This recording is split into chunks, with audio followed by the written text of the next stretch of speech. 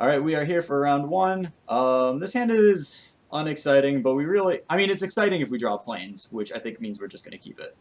Like I like this hand. We can at least cast one guy. We're on the draw, so.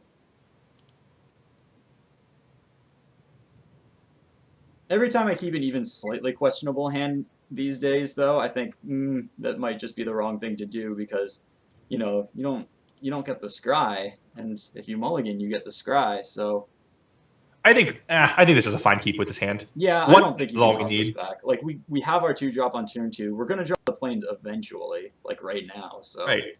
And now we're really happy.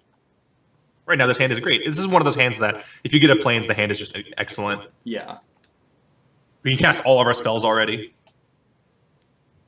Yes, that's actually true. I'm just gonna toss a 2/2 flyer into play.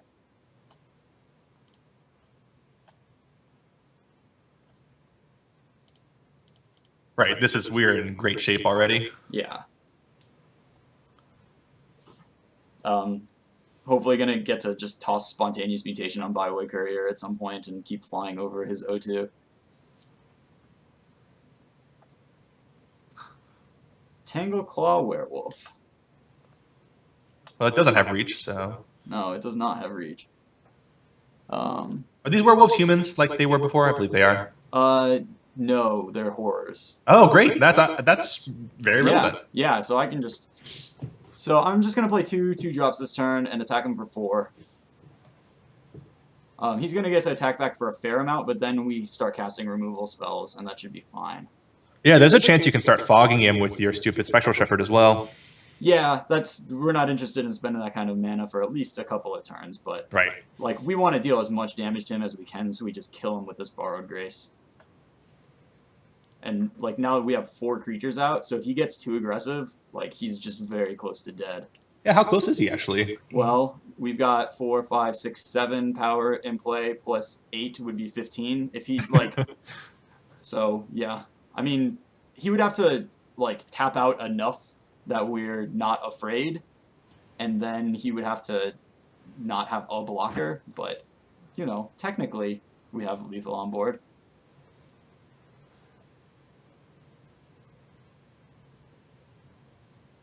Okay, I'm not scared.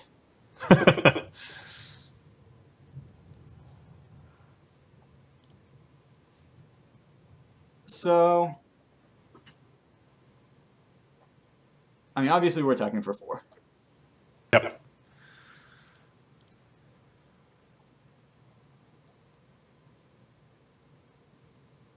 And then I think I'm going to put Choking Restraints on a guy, just because...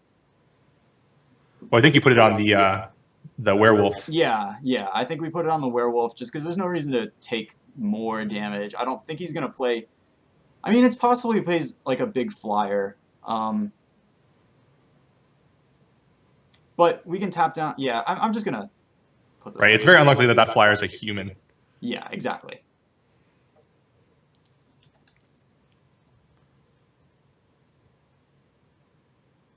And I'm willing to trade my Moorland Drifter for his Byway Courier if he attacks with it. Well, probably not, actually. Because we just want more bodies for Borrowed Grace. Let's see what he does. Yeah, let's take that.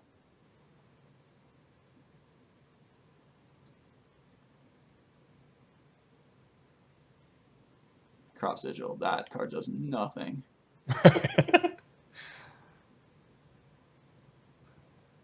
Altered Ego. Neat. Oh, there were 2? Wait. No, we got an Altered Ego in our first draft. This does not have reach. Okay, so he's got 1 blocker, so he's just dead. Yep. Oh, he doesn't know that.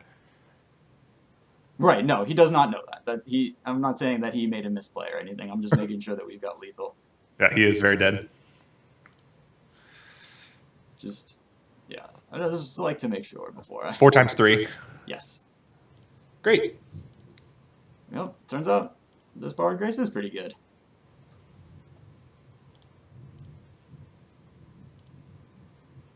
All right. I mean, so he went first, and he played... I mean, I guess he started playing guys on turn 3, so, he didn't like super getting a good defensive start, but he played guys kind of every turn, and we just really ran over him. So, um, so if we got anything in here? I mean, I Did we don't think see? he's. Did he interact with this at all? I mean, he didn't cast any removal spells on our guys or anything. I guess we don't even have a turn aside. I mean, we have displace, but he didn't cast any removal spells that would make me really excited to bring this in yet.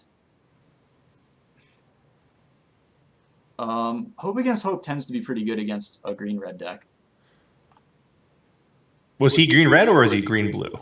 He was green. Oh, he was green-blue. I guess werewolf. He had werewolves, so I just thought he's green-red. But Right. yeah, he had islands. I'm not going to bring in that Hope Against Right. Hope. Please don't.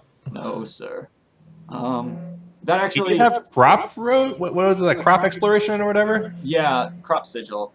Yeah, that's not a card. Well, so it's pretty sweet if you play it on turn 1. If you don't play it on turn 1, though, it doesn't do a lot. Is it worth bringing in a disenchant? No, no way. I didn't think so.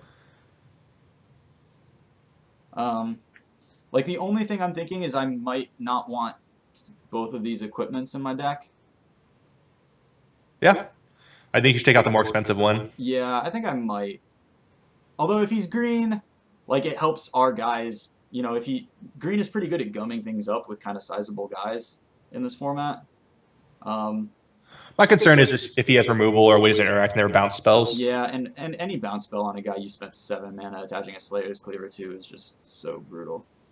So what do we want? Fortune's Favor? That card can't possibly be good. No, it can't possibly be good. But we don't have a lot of great, just like decent cards. I guess we could bring in a. I would play Drownyard Explorer still, but we are split on that card. I'll play a Drownyard Explorer, sure. I don't know if that's. I don't know. I mean, he could easily have incidental, like. This hand is fine. Yep. I think our deck really came together this time. I'm quite happy with it. Yeah, me too. I'd like to draw an actual 2-drop in this hand. That would make me very happy, but... I mean, I think this is a great hand on the draw, honestly. And we got the Vessel Borrowed Grace combo, so... Oh, yeah, that's... just a lot of damage that you can't deal with. Yeah. Oh. Yeah, taking out that equipment makes our Militant Inquisitor a lot worse. I wonder if it would have been better just to bring in the skeleton key as a cheaper equipment that, you know, if he messes with doesn't actually cause us that many problems.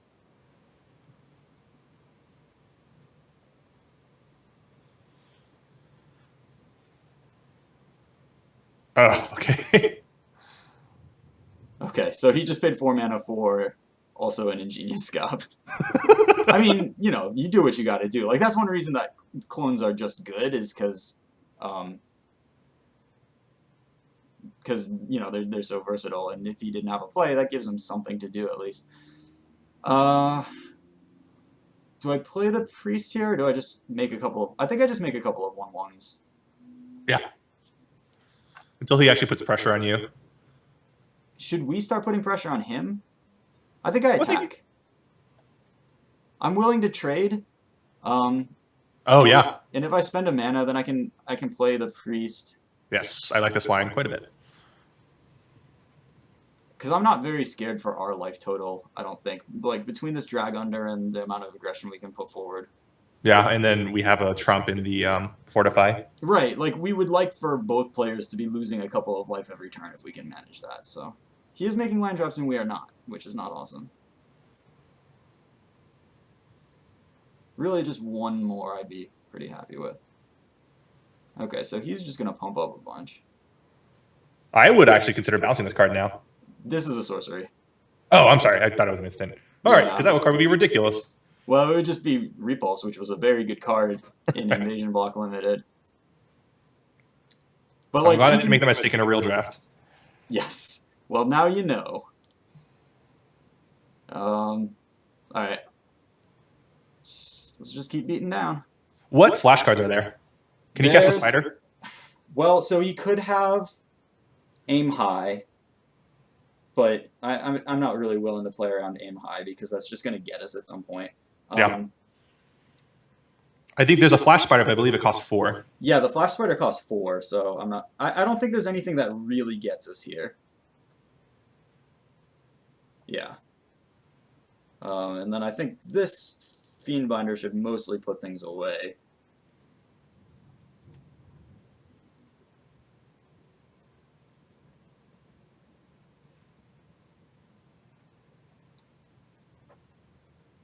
Oh, that's pretty good. Huh. Solid combo with prowess. I still feel like we are winning this race. Oh, yeah. I mean, we have the same guy as he does, and a couple of spirits, and the secret borrowed grace in hand. Oh. Oh. Well, that's strong, but we're just gonna drag under. Yeah, this seems fine. Yeah. Unfortunately, well, we might be able to cast something else. We could draw a land. That would be excellent. Oh, wow. Yeah, this game is pretty over.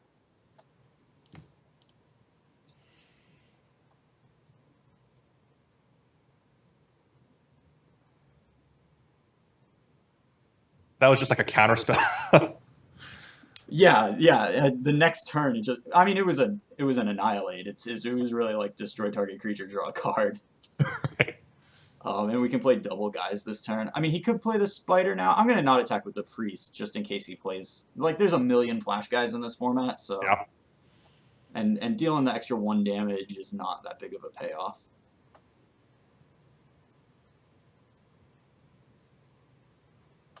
All right. I mean, he hasn't had anything all game, which makes me not think that he has anything now, but just the risk reward is not there. Well, this is great with our fortified, right? Yeah. Yeah, so now he gets to put something else on top of it. But I mean, is he just dead? Probably. No, not yet. Well, so these would take him to 4. Oh, he is dead. Yeah, he's just dead.